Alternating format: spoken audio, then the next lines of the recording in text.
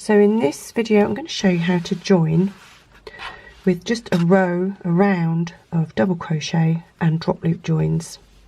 So this is join as you go.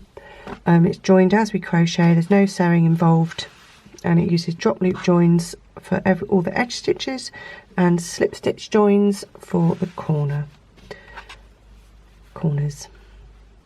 So we need to start with one motif that's been completed with the final round, and then again, if you've got different coloured motifs that you want in a certain order, you have to make sure that you've got them ready in the right order.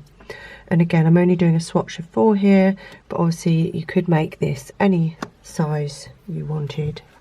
You know, you could have it as many motifs wide or as many motifs long as you want. I'm going to join this one next. So this has basically got another round following in the same sequence as the previous rounds, but I've just done it in a different colour. So I'm going to do the same with this next one, but I'm going to be aware of where I want to join it. Because I'm joining at 2 corners and 1 side, it means I can make 2 corners and 2 sides, and then I need to get ready to join. So I've joined the new colour in a corner, preferably not one where you've just ended the round, and I'm going to chain 4. You might chain 5 if you don't end up with big holes. It should be chain 5. Chain 3 counts as one of the double crochets or UK treble, and then the chain 2 is counting as a space. However, every time I do that I get a massive hole, so I always do a chain 4, so it's whatever works best for you. Then I put 1 double, which is a UK treble, in the same corner, another one in the same corner,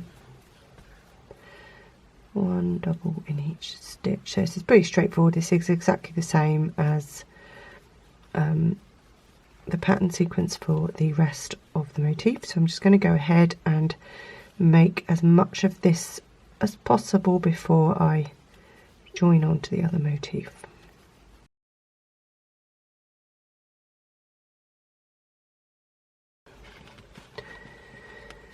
So I've made this first partial corner, one side, full corner, and another side. Now I'm going to do this next corner, which is going to be a corner join. So it's going to be 2 doubles, chain 1, slip stitch in the corner of this motif, chain 1, and then 2 doubles.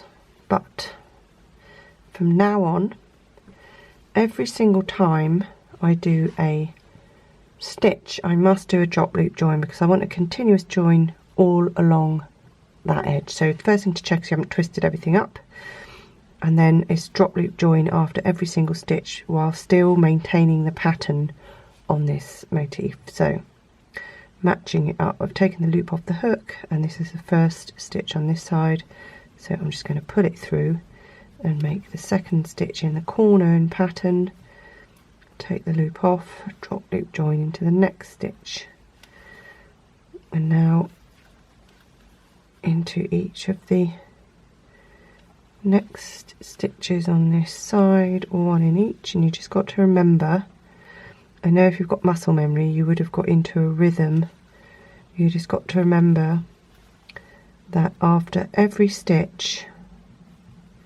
you are doing your drop loop join.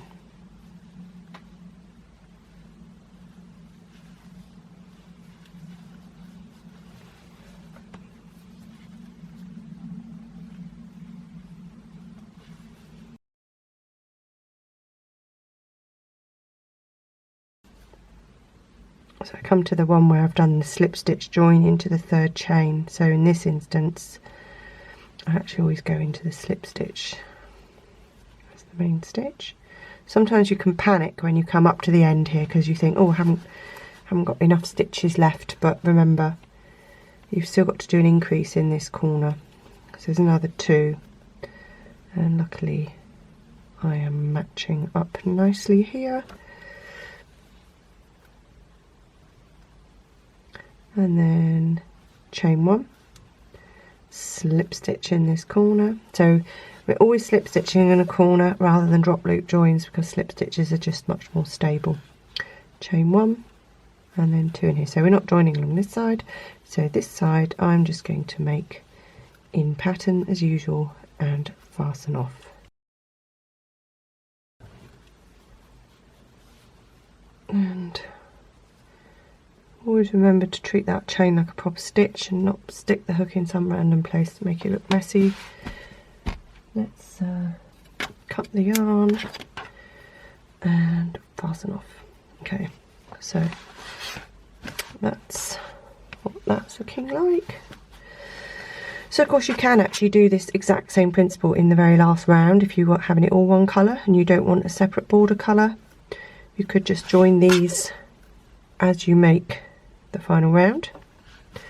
And if you don't like the effect this gives, it gives like a little whip stitch effect. Quite like it. It's kind of looks a bit like a patchwork. If you don't like that, then if you do the borders all the same colour, then obviously you don't see the difference between the two. So next up I'm going to join this one. No, I'm not. I'm going to join this one to here probably. So again, I'm joining at 2 points here, so you always have to think ahead about what's going on here, and then I'll come back to you when I'm ready to join. So let's have a look at this. I want to join this one along the edge of this one, so I need to make a partial corner. So that's 2 doubles, chain 1, and then at this point you just need to make sure you're selected the right corner to join in. Get all the work lined up in the correct position and slip stitch join in that corner, chain 1, and again remembering after every single stitch I am doing a drop loop join. This was where I did a slip stitch join into the chain 3, so we actually go into the top of the slip stitch in this case. I find that looks best, and then later on you can, in an ideal world you would do sew and bind off for everything, but you know, a lot of the time we can't be bothered really, can we? So I'm following the pattern for this side, i.e. increasing in the corner and making sure I do a drop loop join into each of the corresponding stitches on this side.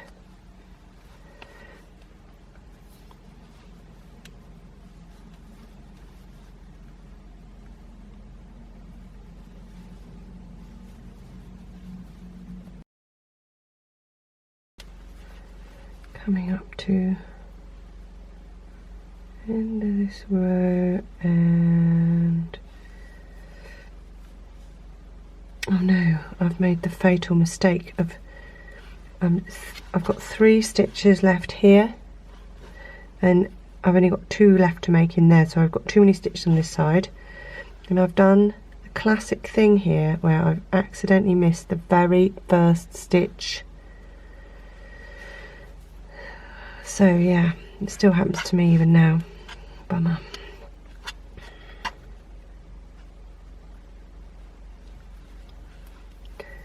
Don't miss that first stitch.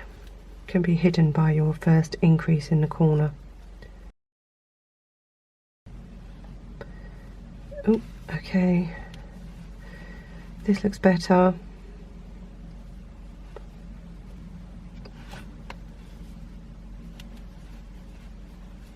Two stitches left. 1, 2. You need to have a free flow of yarn for this. If you're constantly yanking the yarn, you're going to have issues with your tension. Right, now I need to make this corner, and again we're doing a chain 1 and then a slip stitch join. So as with all my other joins, remember you're always going to be joining the second slip stitch. So if you've already joined one corner with a slip stitch, you're always going to be joining all subsequent slip stitches into the first slip stitch you did. So because this is different colours, you can quite clearly see that slip stitch. You can see the legs of it. The top of the slip stitch is actually under there, so you can't work into the top of the stitch. You need to come through the legs from right to left, like that,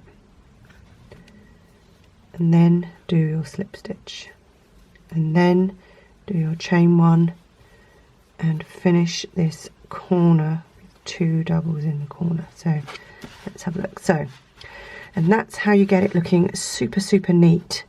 You're always going into the very first slip stitch you've done at a join in a corner, and in this case, because it was a join that we did and then turned a corner, you're always working into the legs of the slip stitch.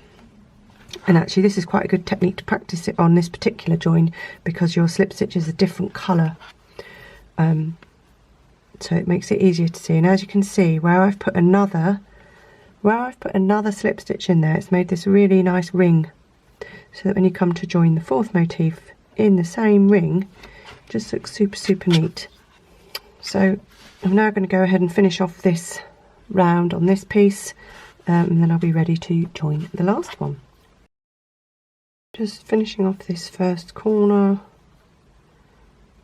joining with a slip stitch into the third chain. What the hell was that?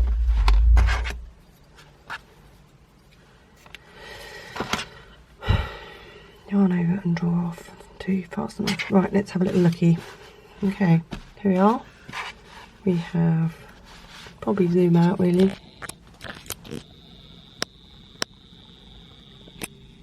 Okay, right, we are ready to join the fourth block. And obviously the beauty of this one is, although you could, you know, do these all different colours, you know, so it would look quite nice with all different colours, maybe striped motifs that are all different colours. Lots and lots of possibilities with this one. So I need this colour now. So this one, again, I just got to think about where I'm joining. I'm actually joining at 3 corners here. So I'm going to start here and work round that way and finish there. You just have to sort of think ahead of what you're actually going to be doing. So I'm going to go ahead and just do this first, the starting corner, which, as you remember, is like a partial corner. I'll do this side and then I'll meet you when I'm ready to start joining. First corner join, so you know all this by now, but I'm just going to go over it again. So I've done 2 double, chain 1, position this so that it's at the right spot, slip stitch, chain 1. Now remember, after every single stitch, it won't look good if you forget some. It is a bit frustrating the first few times you do it. You probably will, your muscle memory will kick in for this stitch pattern. You'll forget to do the drop loop joins.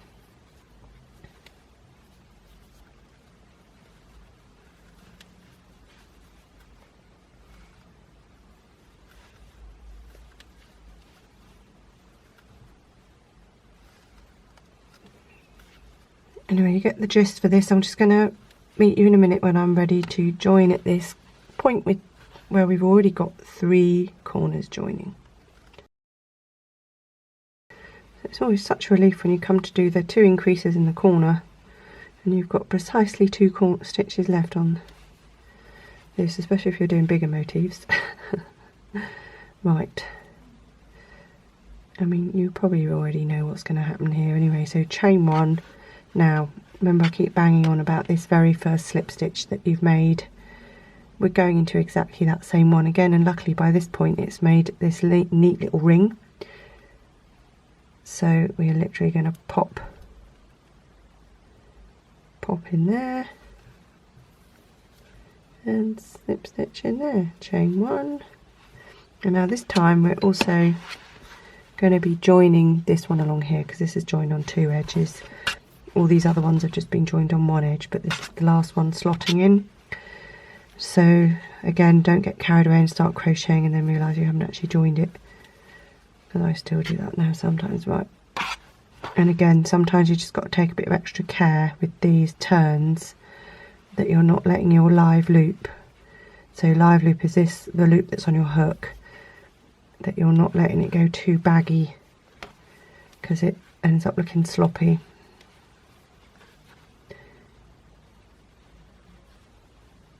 Okay,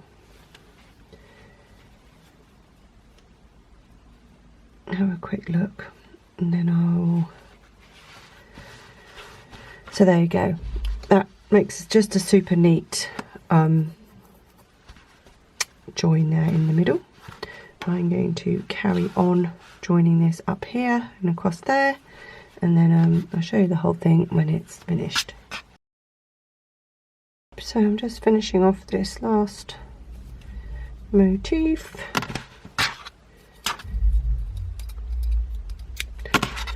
I'll probably do a video for continuous as well, so imagine you wanted all the borders to be the same colour and you wanted to join all the squares together in one go.